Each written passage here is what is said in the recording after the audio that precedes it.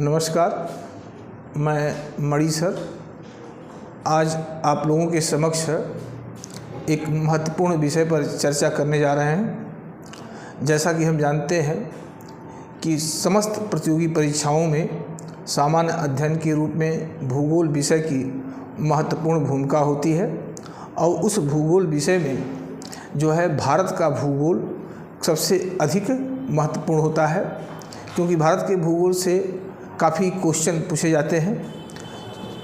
अब इसमें जो भारत का भूगोल है उसमें भी भारत के भौतिक प्रदेश से प्रश्न प्रायः आते रहते हैं। कॉन्सेप्ट आधारित भी क्वेश्चन आते हैं, फैक्ट आधारित क्वेश्चन आते हैं। तो इसी संदर्भ को ध्यान में रख करके आज हम आप लोगों के समक्ष चर्चा करने जा रहे हैं भारत के भौतिक प्रदेश। तो चूँकि इस परिचर्चा काफ़ी लंबा होगा तो एक दिन में संभव नहीं है, तो इसको हम टुकड़ों में इसका अध्ययन करेंगे। तो अब जैसे भारत के भौतिक प्रदेश को तो हम सभी जानते हैं कि भारत को 4 भौतिक प्रदेशों में डिवाइड किया गया है।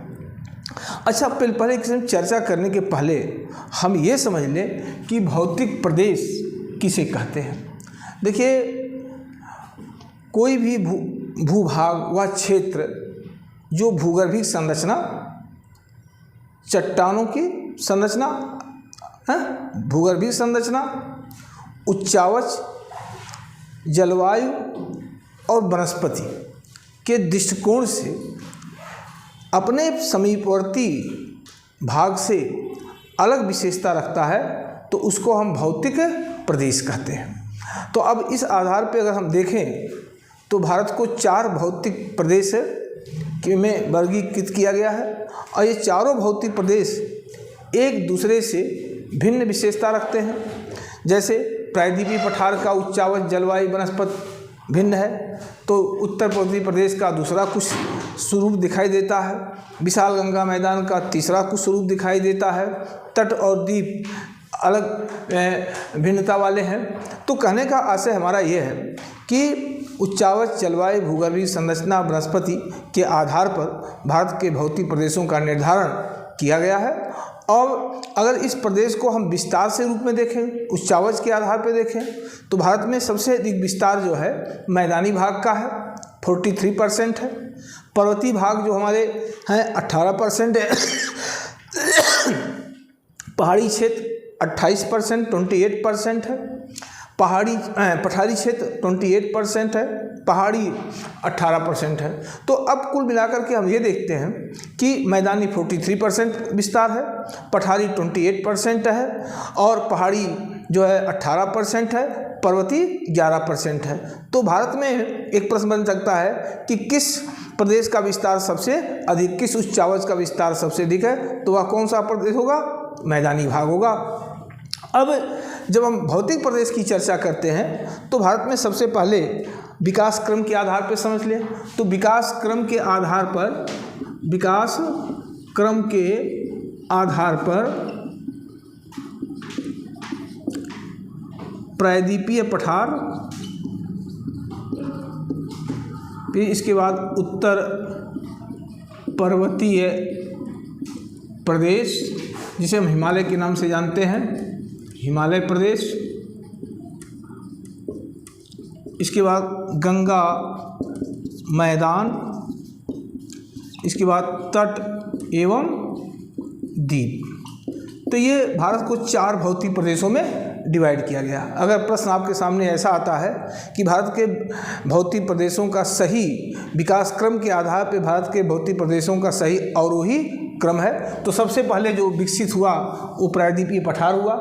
प्रायद्वीपीय पठार और तिब्बत के पठार के बीच में एक टेथीस सागर था।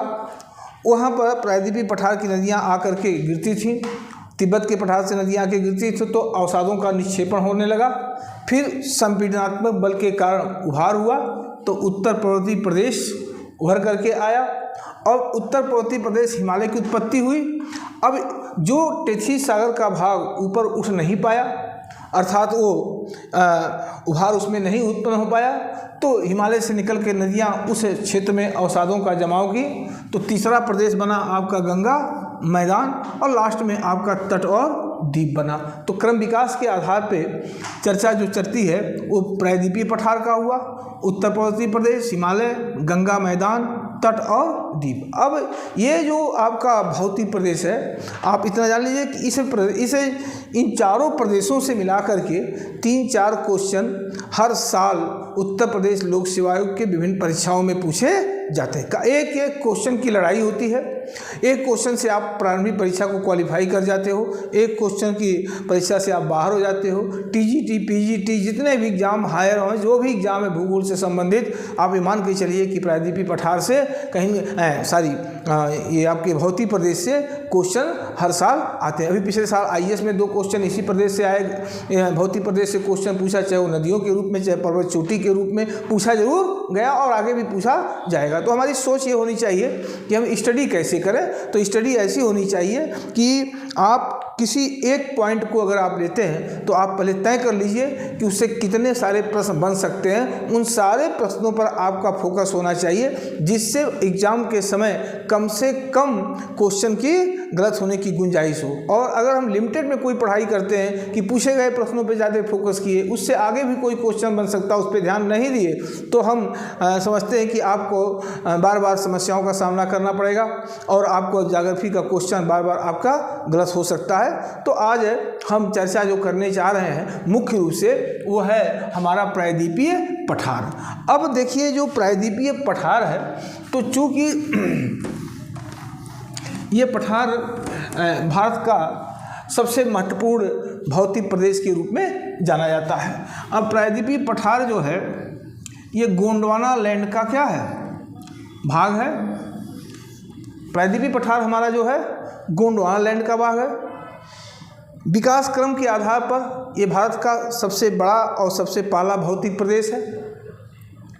जब गोंडवाना लैंड का विखंडन हुआ तो उसका एक पार्ट टूट करके उत्तर की ओर खिसकाव हुआ और एक आग्नेय या कठोर चट्टानों से निर्मित भूभाग है गोंडवाना लैंड।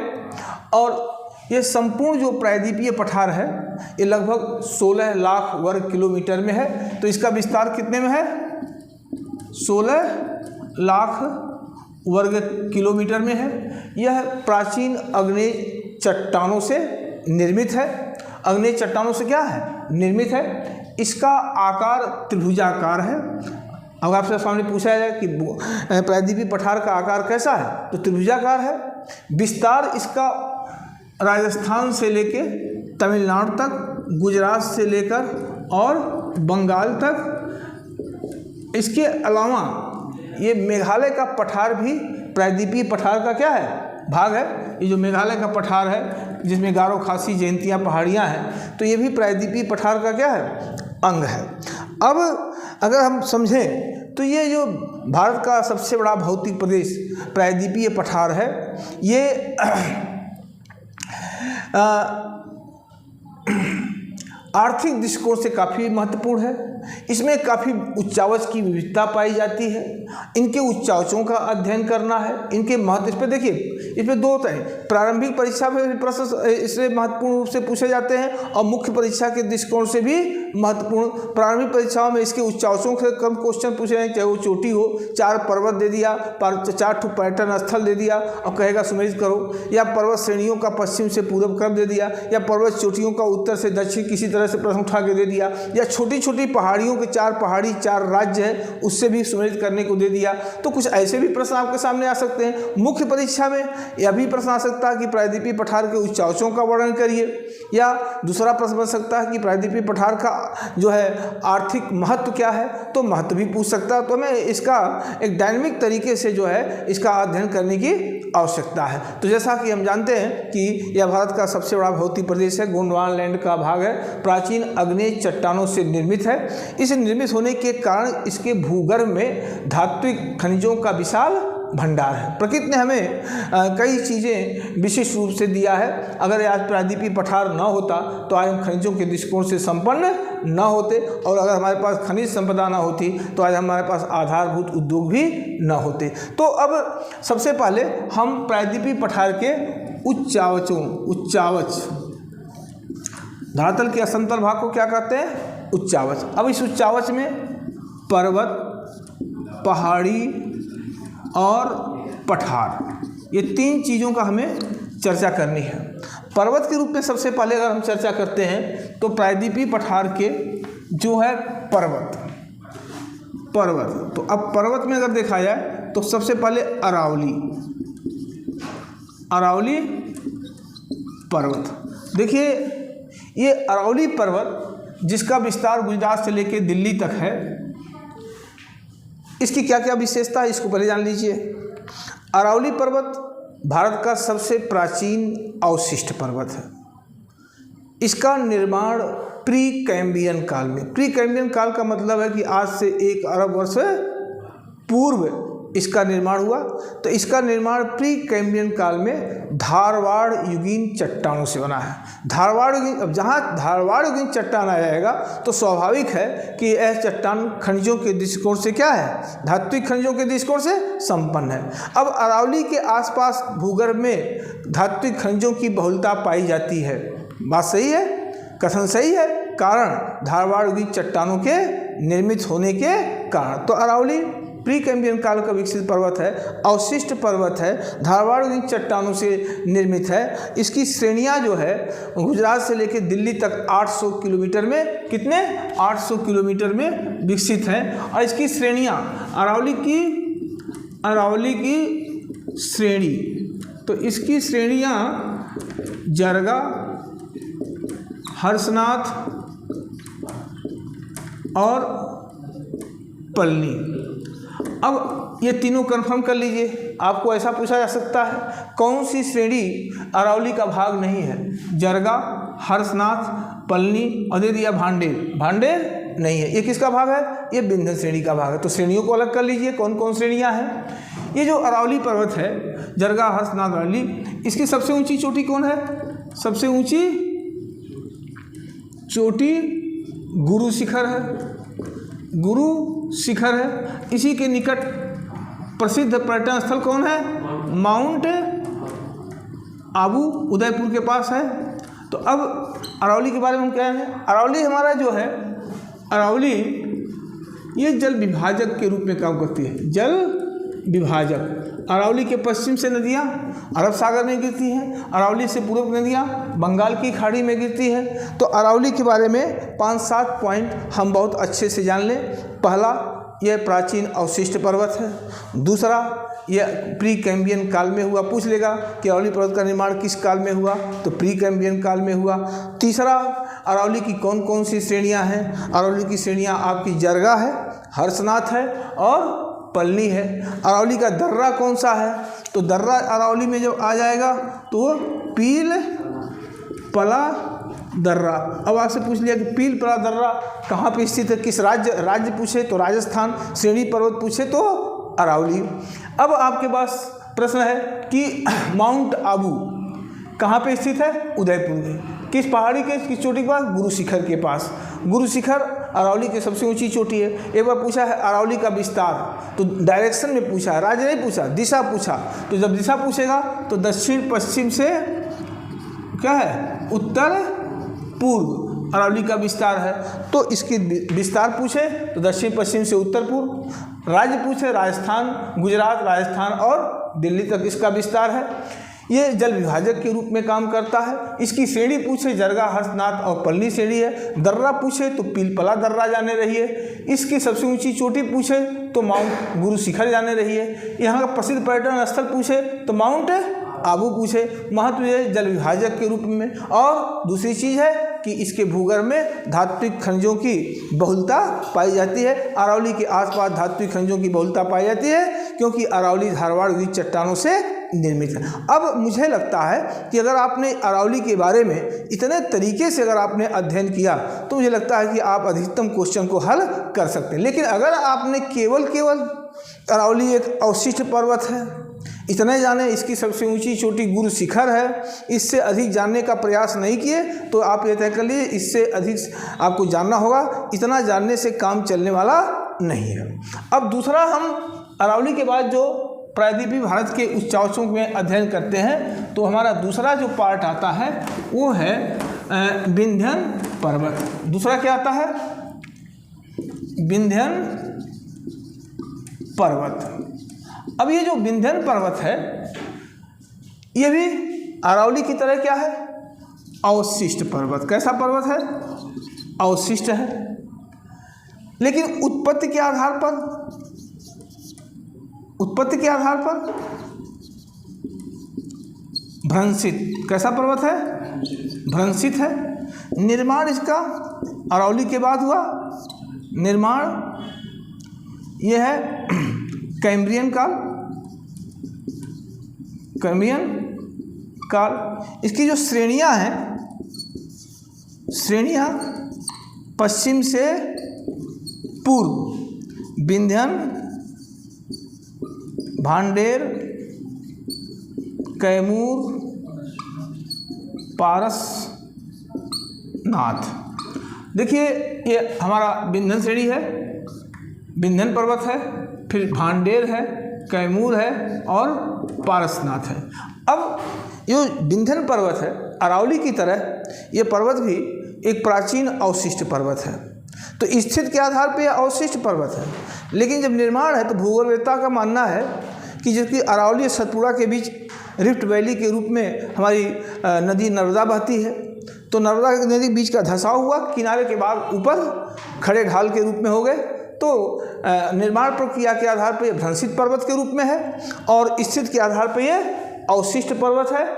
अगर इसको हम विस्तार देखें तो पश्चिम से पूर्व इसका विस्तार क्या है, क्रमशः विस्तार क्या है। सबसे पहले विंध्यन पर्वत है जो गुजरात और मध्य प्रदेश, फिर मध्य प्रदेश में भांडेर और कैमूर की पहाड़ियाँ पाई जाती हैं। आगे जाके बिहार और उत्तर प्रदेश सीमा क्षेत्र में ये पारसनाथ की पहाड़ी पाई जाती है। तो सबसे पहले हम कर लें, दो चीज़ें इसमें प्रश्न पूछे जाते हैं कि विंध्यन पर्वत श्रेणियों का सही क्रम पश्चिम से पूर्व, तो पश्चिम से पूर्व क्रम से विंध्यन, भांडेर, कैमूर और पारसनाथ, एक क्रम जान लीजिए। दूसरा प्रश्न इससे बन सकता है कि निम्नलिखित में कौन सा विंध्यन श्रेणी का भाग नहीं है, भांडेर, कैमूर, पारसनाथ, मैकाल। तो मैकाल नहीं है। ये मैकाल तभी लगेगा जब अरावली विंध्यन के अन्य श्रेणियों के बारे में आप जानेंगे। तो हमको ये अलग कर लेना है कि कौन सी श्रेणी विंध्यन का भाग है और कौन सी श्रेणी जो है आपका क्या है, आपका सतपुड़ा का भाग है।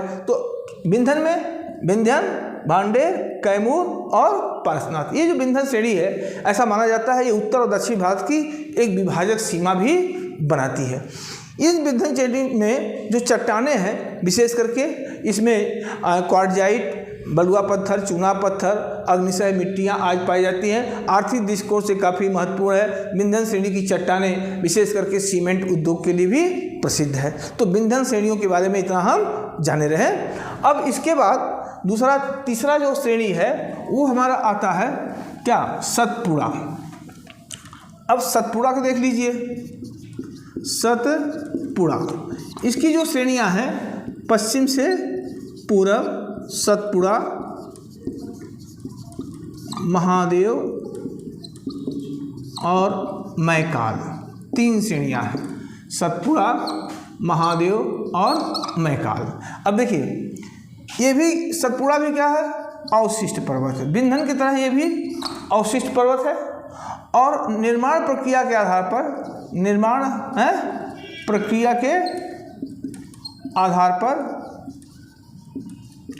यह भ्रंशित पर्वत है। क्या है, भ्रंशित पर्वत। तो निर्माण प्रक्रिया के आधार पर विंध्यन की तरह भ्रंशित पर्वत है। स्थिति के आधार पर अवशिष्ट पर्वत है। इसका विस्तार भी गुजरात और मध्य प्रदेश, यहाँ तक कि छत्तीसगढ़ के सीमावर्ती क्षेत्र में इसका विस्तार है। इसकी जो श्रेणियाँ हैं विंध्यन, सतपुड़ा है, महादेव है और मैकाल है। अब ये जो महादेव है, महादेव इसकी सबसे ऊंची चोटी, तो महादेव की सबसे ऊंची चोटी, सतपुड़ा की सबसे ऊंची चोटी महादेव पे है। महादेव में कहाँ, धूप, महादेव की सबसे ऊंची चोटी, सबसे ऊंची चोटी धूपगढ़ है। ठीक है, ऐसी धूपगढ़ के पास क्या है, प्रसिद्ध पर्यटन स्थल पंचमढ़ी। तो धूपगढ़ के पास क्या है, प्रसिद्ध पर्यटन स्थल पंचमढ़ी है। अब इसके बाद आता है मैकाल। मैकाल के बारे में हम जानते हैं, मैकाल जो है सतपुड़ा का सबसे पूर्वी भाग पर स्थित है। मैकाल से तीन नदियां निकलती हैं, नर्मदा, सोन महानदी, यहाँ भी क्वेश्चन बन सकता है कौन नहीं निकलती है, तो ताप्ती बैतूल की पहाड़ी से निकलती है। इसी मैकाल पर प्रसिद्ध पर्यटन स्थल अमरकंटक स्थित है। अमरकंटक मध्य प्रदेश में है। अगर इसको सूक्ष्म अवलोकन किया जाए तो मध्य प्रदेश और छत्तीसगढ़ की सीमा पर है। अमरकंटक ये भी पर्यटन स्थल है। यहीं से 3 नदियाँ 3 अलग अलग दिशाओं में बहती हैं और मैकाल जो पर्वत श्रेणी अरीय अफवाह तंत्र का निर्माण भी करता है। तो अब कौन सा श्रेणी अरीय अफवाह तंत्र का निर्माण करता है? मैकाल। मैकाल, महादेव, सतपुड़ा। पंचमढ़ी किस पहाड़ी पर स्थित है? महादेव। महादेव की सबसे ऊंची चोटी कौन सी है? धूपगढ़। तो ये हो गया। अब ऐसे भी आपको जानना है, पश्चिम से पूर्व क्रम भी जानना है। कौन सी श्रेणी सतपुड़ा का भाग नहीं है? मैकाल है, महादेव है, आपका कैमूर नहीं है। ये किसका है? विंध्यन का है। तो हमको ये तय कर लेना है कि कौन विंध्यन की श्रेणियाँ हैं, कौन सतपुड़ा की श्रेणियाँ हैं। और कभी कभी उत्तर से दक्षिण, north to south, north to south. तो पहले विंध्यन, फिर इसके बाद बीच में नर्मदा, फिर सतपुड़ा और फिर ताप्ती। तो उत्तर से दक्षिण ये विंध्यन हो गया, फिर ये नर्मदा हो गई, ये सतपुड़ा हो गया, इधर कौन है? ताप्ती। तो इसका भी क्रम कई बार IAS में, PCS में क्वेश्चन पूछा गया है। उत्तर से दक्षिण उच्चावचों का सही क्रम। तो उत्तर से दक्षिण में, उत्तर में विंध्यन है, बीच में नर्मदा है, दक्षिण में सतपुड़ा है, उसके दक्षिण में हमारा ताप्ती नदी है। तो इस तरह से हमको यहाँ पर इन पहाड़ियों के बारे में प्रायद्वीपीय पठार की जो महत्वपूर्ण पहाड़ियाँ हैं, चाहे वो अरावली हो, चाहे विंध्यन हो, चाहे सतपुड़ा हो, उसको जानना हमारे लिए क्या है? आवश्यक है। इतनी चीज़ों को कम से कम आप लोग अपने दिमाग में बैठाए रहिए। अब अगला जो पॉइंट है वो काफ़ी महत्वपूर्ण है प्रायद्वीपीय पठार के पर्वतों के बारे में। तो पश्चिमी घाट, इसको हम सह्याद्री के नाम से जानते हैं। पश्चिमी घाट ये ब्लॉक पर्वत है, ब्लॉक या भ्रंशित पर्वत है। ऐसे हम सह्याद्री भी कहते हैं, क्योंकि जब अरब सागर का निर्माण हो रहा था, बीच भाग धंसाव हो गया, किनारे के भाग ऊपर हो गए इसका। तो इसलिए पश्चिमी घाट जो है ताप्ती नदी से लेकर के और कन्याकुमारी तक है।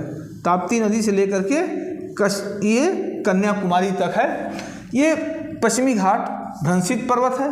इसे सह्याद्री इसलिए कहा जाता है कि इस घाट के सहारे वर्षा अधिक होती है, तापमान उच्च रहता है, तो टेम्परेचर और रेनिफॉल अधिक होने के कारण बायोडाइवर्सिटी अधिक होती है। इस क्षेत्र के सभी वनस्पतियाँ एवरग्रीन होते हैं, अर्थात सदाबहार होते हैं। तो सदाबहार होने के कारण इसका नाम सह्याद्री, जैसे महान हिमालय को हिम से ढका होने के कारण हिमाद्री कहा जाता है, ऐसे पश्चिमी घाट को है सदाबहार वनों से ढका होने के कारण इसे सह्याद्री के नाम से जाना जाता है। इस पश्चिमी घाट का जो विस्तार है, तो विस्तार ताप्ती नदी से लेकर और कहाँ है? कन्याकुमारी तक 1600 किलोमीटर में सतत श्रेणी है। सतत श्रेणी का मतलब इसके बीच में कहीं गैप नहीं है, कोई खंडित श्रृंखला पूर्वी घाट की तरह नहीं है। ये सतत श्रेणी के रूप में है। इसकी औसत ऊंचाई 1200 से 1500 मीटर है। पश्चिमी घाट का सतत श्रेणी है, भ्रंशित पर्वत का उदाहरण है। ठीक है। अब इस जो पश्चिमी घाट पर्वत है अरब सागर के तट के समीप है। अरब सागर के तट के समीप होने के कारण ये अरब सागरी मानसून तट के समीप, देखिए पर्वतीय वर्षा जो होती है उसके लिए कुछ आवश्यक दशाएं होती हैं। भारत में और विश्व में सबसे अधिक वर्षा जो होती है वो पर्वतीय वर्षा के रूप में होती है। पर्वतीय वर्षा के लिए क्या होना चाहिए कि हवाओं के समकोणिक स्थिति, पर्वत की स्थिति होनी चाहिए। दूसरा, ऊंचाई अधिक होनी चाहिए। तीसरा, वो तट के समीप होनी चाहिए। अब ये तीनों मानक को पश्चिमी घाट क्या करता है? पूरा करता है। अरब सागर तट के समीप है, खड़े ढाल वाला है। पश्चिम की तरफ अरब सागर की तरफ इसका ढाल तीव्र है और प्रायद्वीपीय भ्रमरावत के आंतरिक भाग की ओर पूर्व की तरफ ढाल क्या है, मंद है। तो खड़े ढाल वाला भी है। औसत ऊंचाई भी पर्याप्त है, 1200 से 1500 मीटर है। सतह श्रृंखला में है, इसलिए ये अरब सागरी मानसून को रोकने में सफल होता है और इसीलिए यह पश्चिमी घाट के सहारे वर्षा भी काफ़ी अधिक होती है। और वर्षा अधिक होने के कारण, टेम्परेचर अधिक होने के कारण यहाँ बायोडाइवर्सिटी अधिक पाई जाती है। अब हमें इस पश्चिमी घाट पर्वत के कुछ जो है अध्ययन, इसके चोटियों और उच्चांशों का अध्ययन करना है। तो देखिए, पश्चिमी घाट को 3 भागों में बांटा गया है। उत्तरी सह्याद्री, उत्तरी सह्याद्री जो है महाराष्ट्र और गोवा। दूसरा मध्य सह्याद्री, ये आपका कर्नाटक। और तीसरा जो है दक्षिणी सह्याद्री, ये आपका जो है केरल। ऐसे सामान्य रूप से समझ लीजिए। पश्चिमी घाट या सह्याद्री पर्वत को 3 भागों में डिवाइड किया गया है। उत्तरी सह्याद्री, मध्य सह्याद्री, दक्षिणी सह्याद्री। जब आप ऐसे पढ़ें, इन चीज़ों को पढ़ें, तो आपके सामने एटलस जरूर होना चाहिए ताकि हम इन चीज़ों का अध्ययन ठीक से कर लें। अब जैसे उत्तरी सह्याद्री है, उत्तरी सह्याद्री को हम ऐसे समझ सकते हैं कि इसका विस्तार ताप्ती नदी से लेकर और मलप्रभा नदी तक इसका विस्तार है और ये मुख्यतः ये महाराष्ट्र और गोवा राज्य में विस्तृत है। बेसाल्टिक चट्टानों से निर्मित है। उत्तरी सह्याद्री किससे है? बेसाल्टिक चट्टानों से निर्मित है। बेसाल्टिक चट्टानों से निर्मित है। उत्तरी सह्याद्री में उत्तर से दक्षिण, उत्तरी सह्याद्री में उत्तर से दक्षिण। तो उत्तरी सह्याद्री में उत्तर से दक्षिण, जैसे चोटियां हैं तो सालहेर, कुलसाबाई और महाबलेश्वर। अब एक चीज़ और जान लीजिए, ये कॉमन रूप से तो हमें पता है कि सालहेर, कुलसाबाई, महाबलेश्वर, कुद्रेमुख, अन्नामलाई, नीलगिरी, ये सब पश्चिमी घाट के हैं। लेकिन अगर वो पूछ लिया निम्नलिखित में कौन सी पर्वत चोटी उत्तरी सह्याद्री का भाग नहीं है, तो वहीं पर आपके लिए प्रॉब्लम हो जाएगा। इसलिए जब हम पश्चिमी घाट के उच्चांशों में पर्वतों के चोटियों का क्रम पढ़ें तो उसे उत्तरी, दक्षिणी और मध्य सह्याद्री के रूप में डिवाइड कर लेना चाहिए। तो उत्तरी सह्याद्री के रूप में 3 है, सालहेर, महाबलेश्वर है, कुलसाबाई। अब इसमें सबसे ऊंची चोटी कौन सी है? कुलसाबाई है। महाबलेश्वर एक प्रसिद्ध पर्यटन स्थल भी है। और यहाँ से जो हमारा उत्तरी सह्याद्री है, यहाँ से हमारी गोदावरी नदी भी है, गोदावरी, कृष्णा जैसी नदियाँ भी उत्तरी सह्याद्री से निकली हुई है। तो उत्तरी सह्याद्री की चोटियाँ सालहेर, कुलसाबाई, महाबलेश्वर, ये 3 प्रमुख चोटियाँ हैं। नदी जो है आपकी गोदावरी और कृष्णा जैसी प्रमुख नदियाँ हैं। निर्माण किससे हुआ है? हम जानते हैं कि बेसाल्टिक चट्टानों से हुआ है। इसमें दर्रे जो हैं उत्तरी सह्याद्री में 2 दर्रे हैं, थाल घाट और भोर घाट दर्रा। भोर घाट दर्रा मीन्स होता है 2 पर्वत चोटियों के बीच निचला एक भाग, निम्नवर्ती भाग, उसको दर्रा कहते हैं, जो एक छोर से दूसरे छोर जाने के लिए आसान होता है। तो अब थाल घाट दर्रा ये मुंबई टू पुणे, मुंबई टू कोलकाता और भोर घाट मुंबई टू पुणे। पूछा जाता है भोर घाट दर्रा किन 2 नगरों को जोड़ता है? बम्बई टू पुणे। थाल घाट दर्रा किन 2 नगरों को जोड़ता है? मुंबई टू कोलकाता। थाल घाट, भोर घाट दर्रा सह्याद्री के किस भाग में है? तो उत्तरी सह्याद्री में है। ठीक है। और इसकी चोटियाँ कौन है? सालहेर, कुलसाबाई और महाबलेश्वर है। ठीक है। इसी तरह से हम उत्तरी सह्याद्री के साथ साथ अब मध्य सह्याद्री देखें तो इस मध्य सह्याद्री, तो मध्य सह्याद्री ये मुख्यतः कर्नाटक है। ये गोवा जहाँ समाप्त होता है मालपही, वहाँ से ये पालघाट दर्रा तक, कहाँ तक है? पालघाट दर्रा तक है। मलप्रभा नदी से लेकर पालघाट दर्रा तक है, इसका विस्तार है। यह रूपांतरित चट्टानों से बना है। किससे? रूपांतरित चट्टानों से। और ये पश्चिमी घाट का सबसे दुर्गम क्षेत्र है। अगर आपसे कोई पूछे पश्चिमी घाट का सर्वाधिक दुर्गम क्षेत्र कौन सा है, तो ये मध्य सह्याद्री है। यहाँ पर काफ़ी विषम उच्चावच है, ठीक है। नदियाँ अरब सागर की ओर गिरती हैं तो प्रपाती होती, गहरे गाज का निर्माण करती हैं, रूपांतरित चट्टानों के रूप में है, गहरे गाज का निर्माण करती हैं। ये कौन सी? मध्य सह्याद्री। और इस मध्य सह्याद्री में जो पर्वत चोटियाँ हैं, पर्वत चोटियाँ, तो सबसे प्रमुख क्या है? कुद्रे मुख है, पुष्पगिरी और ब्रह्मगिरी। अब आपसे पूछा जाएगा कुद्रे मुख, पुष्पगिरी, ब्रह्मगिरी पश्चिमी घाट के किस भाग का है? तो उत्तरी, दक्षिणी, मध्य, तो आपका क्या होगा? मध्य सह्याद्री है, ठीक है। इसमें इसके नीचे आता है हमारा पश्चिमी घाट के दक्षिणी सह्याद्री। कौन सा है? दक्षिणी सह्याद्री। दक्षिणी सह्याद्री ये 290 किलोमीटर है, केरल राज्य में है। अब इसमें दक्षिणी सह्याद्री में देखिए इसकी पहाड़ियाँ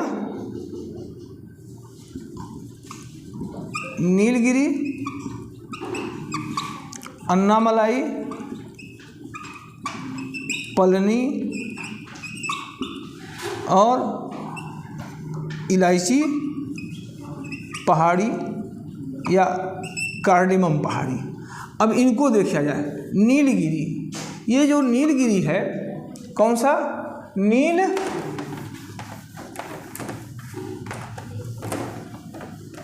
नीलगिरी। देखिए ये काफ़ी इम्पोर्टेंट है। ये पूर्वी और पश्चिमी घाट का मिलन बिंदु है। एक छोटा सा प्रश्न पूछ लेता है, पूर्वी और पश्चिमी घाट का मिलन बिंदु कौन सा है? तो नीलगिरी है।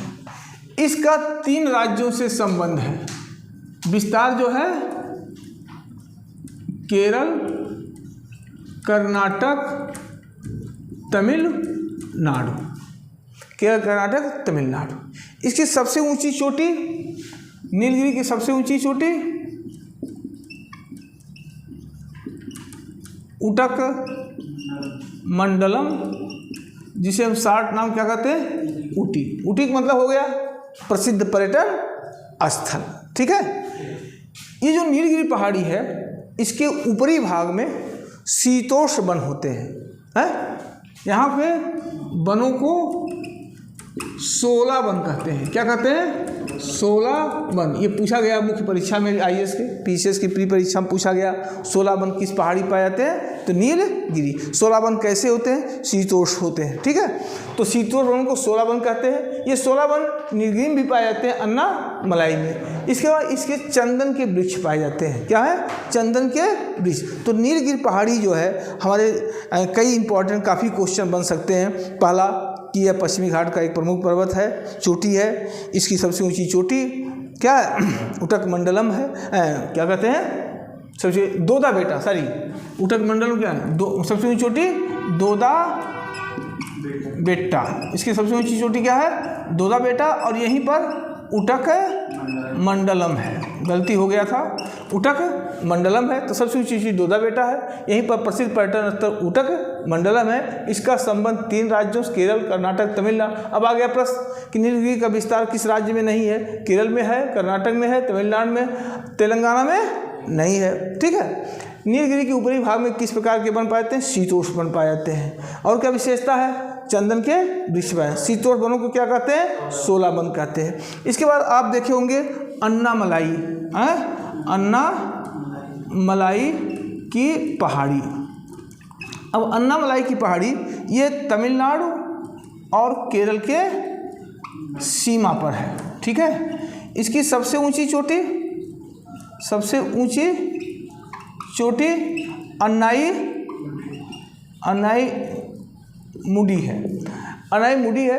ये अनाईमुडी जो है प्रायद्वीपीय भारत की सबसे ऊंची चोटी है, जिसकी ऊंचाई 2695 मीटर है। ठीक है। और नीलगिरी तरह अन्नामलाई पर्वत के सहारे भी चंदन के वृक्ष पाए जाते हैं। ऊपरी भाग में शीतोष्ण वन पाए जाते हैं। इसके बाद इसी अन्नामलाई के समानांतर एक छोटी सी पहाड़ी है, वो क्या है?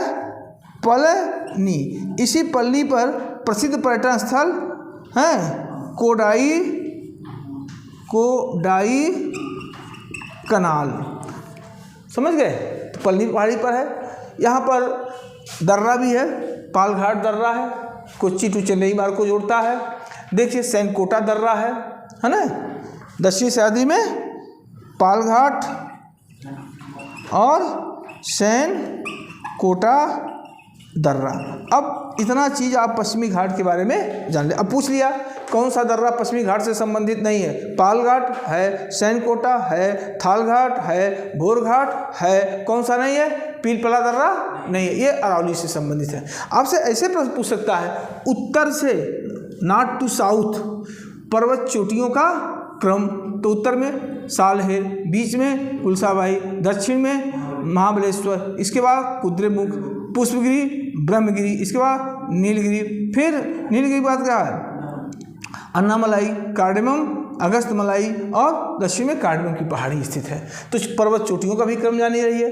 पर्वत अब कौन सा पर्वत श्रेणी या चोटियाँ पश्चिमी घाट का भाग नहीं है? अन्नामलाई है, पलनी है ना, नीलगिरी है, पालकोंडा बेलकोंडा नहीं है, नल्लामलाई नहीं है। ठीक है। तो हमें ये तय कर लेना है कि पश्चिमी घाट के क्या क्या हैं। अब पश्चिमी घाट के बारे में तो हम सभी जानते हैं कि यह एक भ्रंशित पर्वत है। इसे सह्याद्री के नाम से जाना जाता है। सूरत के शहर से लेकर कन्याकुमारी या ताप्ती से लेकर के क्या है? कन्याकुमारी तक सतत श्रृंखला में है। तट के समीप है, ऊंचाई औसत अधिक है, मानसून हवाओं के समकोणिक स्थिति है, वर्षा अधिक होती है, तापमान अधिक होता है, बायोडाइवर्सिटी अधिक होती है। ये भारत का सबसे बड़ा हॉट स्पॉट क्षेत्र के रूप में भी जाना जाता है। इसकी चोटियाँ, दर्रे, ये सब आप जाने रहिएगा। और इतना अगर जानेंगे तो मुझे लगता है कि पश्चिमी घाट से और अधिक क्वेश्चन नहीं बनते हैं, ये आपके लिए पर्याप्त है। ठीक है। बाकी बहुत सारी चीज़ें हैं, वो आगे जब चैप्टर नदी तंत्र पढ़ाया जाएगा तो उसमें छोटी छोटी नदियां भी बताई जाएंगी। अब आज एक ही विषय पर सब कुछ एक साथ संभव नहीं है। ठीक है। अब दूसरी पॉइंट हम ये लेते हैं, पूर्वी घाट।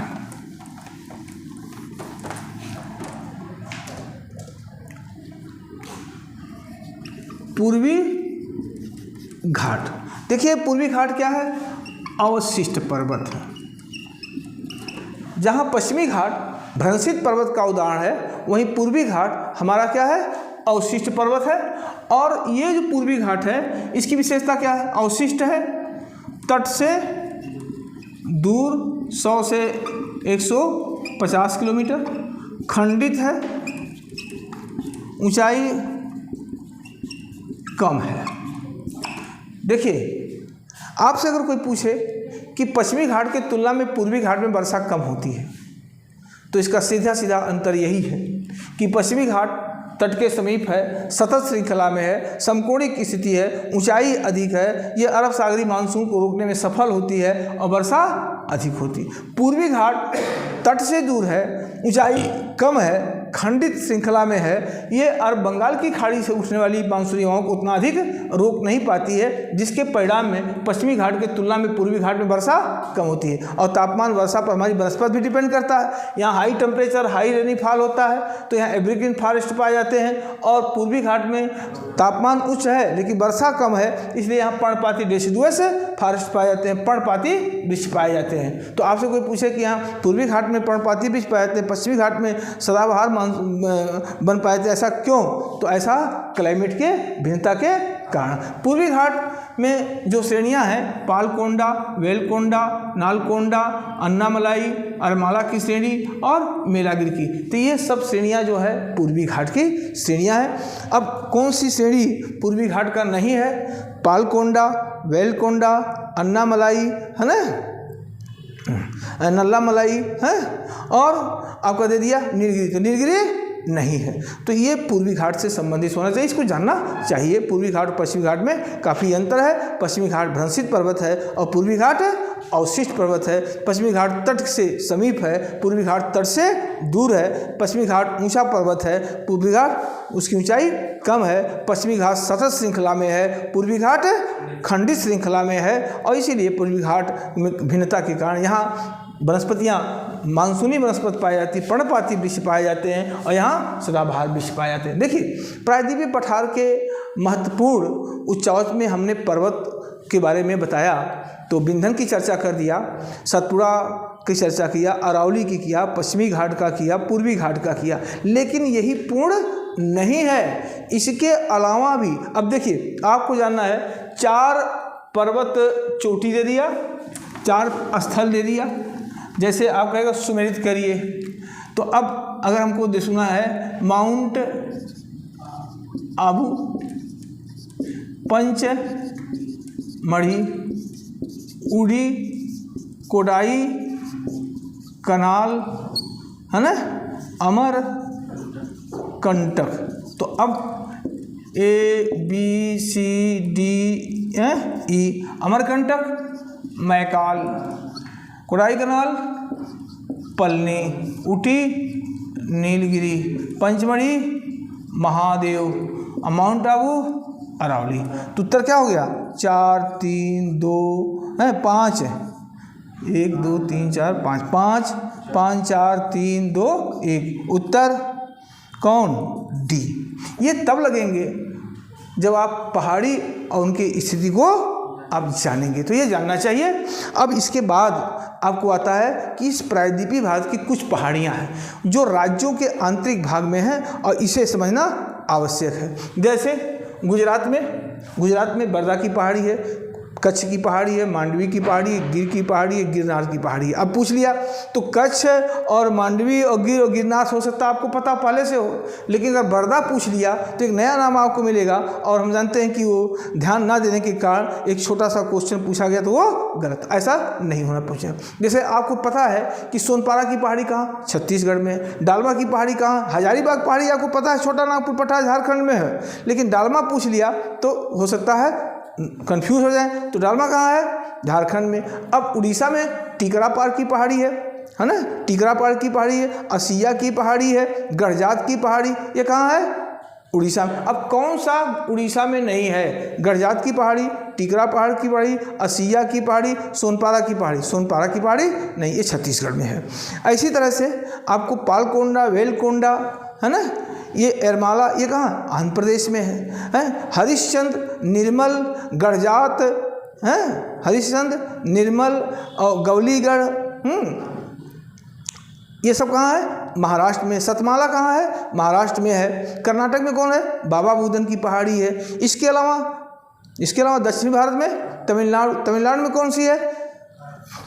जवादी है, सेवराय है, सिरुमलाई है, पंचमलाई है, जिंजी है। तो जिंजी हो सकता है कम नाम सुना हो, पूछा गया प्रश्न है जिंजी की पहाड़ी किस राज्य में है? 4 पहाड़ी 4 राज्य, एक दे देगा बर्दा, एक दे देगा जिंजी, एक देगा सोनपारा, एक देगा असिया। चारों कम प्रचलित हैं, आपको खोजना होगा, ढूंढना होगा। तो असिया उड़ीसा, बर्दा गुजरात, जिंजी तमिलनाडु। तो कभी कभी ऐसे भी प्रश्न आपके आते हैं 4 पहाड़ी 4 राज्य। आप ये उम्मीद मत करिए कि आपसे वही अरावली किस राज्य में है स्थित है। आप ये उम्मीद मत करिए कि हिमालय की सबसे ऊंची चोटी कौन सी है ना। ये सबको पता है, अधिकांश बच्चों को पता है। कभी कभी छोटे छोटे बारीक क्वेश्चन पूछे जाते हैं जिस पर हमारा ध्यान अक्सर नहीं जाता है। दिक्कत हमारे प्रतियोगी छात्रों का ये है कि पूछे गए प्रश्नों पर आपका फोकस अधिक रहता है, नए क्वेश्चनों पर फोकस कम रहता है, इसीलिए आप भूगोल के क्वेश्चनों को बार बार गलत करते हैं। मेरा आपसे अनुरोध है कि आप जब एक पॉइंट पढ़िए तो उससे कितने प्रश्न बन सकते हैं उतना जानने का प्रयास करिए। तो इस तरह से आज हम प्रायद्वीपीय पठार के पर्वतों की चर्चा किए हैं, जिसमें पश्चिमी घाट, पूर्वी घाट, अरावली, विंध्य, सतपुड़ा और विभिन्न राज्यों को। अब राज्यों के पहाड़ी देखना है तो इसमें सबसे पहले आप क्या करिए, एटलस खोलिए, एक एक राज्य की पहाड़ियों को अपने मैप में भरते रहिए, कभी जीवन में गलत नहीं होगा। और ऐसा नहीं करेंगे तो निश्चित ही अगर इस तरह से प्रश्न आएंगे तो आप बार बार गलत भी करेंगे। तो मैं नहीं चाहता कि आप बार बार गलत करें, आप इसका लाभ उठावें। अब इसी चैप्टर पर प्रायद्वीपीय पठार पर जो चर्चा होगी वो कल पठारों की चर्चा होगी। वो मालवा की पठार, छोटा नागपुर का पठार, बुंदेलखंड का पठार, बघेलखंड का पठार, तेलंगाना का पठार, कर्नाटक का पठार और मेघालय का पठार। मेघालय का पठार भी प्रायद्वीपीय पठार का क्या है, अंग है। गारो, खासी, जयंतिया इसकी पहाड़ियाँ हैं। तो इसकी चर्चा अगले वीडियो में होगा। यदि हमारी ये वीडियो आपको अच्छी लगे तो आप इसको सब्सक्राइब करिए, लाइक करिए। कहीं भी कोई फॉल्ट हो उस पर अपना सुझाव दीजिए ताकि अगली बार इसको और सुधार किया जा सके। देखिए, सीखने की प्रवृत्ति शिक्षक और अध्यापक में सतत, शिक्षक और विद्यार्थियों में सतत रूप से चलता रहता है। तो कोई पूर्ण नहीं है। ये प्रयास किया गया है कि हम आपको अच्छे से समझा सकें, जिससे आप किसी भी विभिन्न परीक्षाओं IAS से लेकर लेखपाल तक कहीं भी आप में ऐसे प्रश्न अगर आपके सामने आवे तो आप उसका लाभ उठावें। ठीक है। जय हिंद।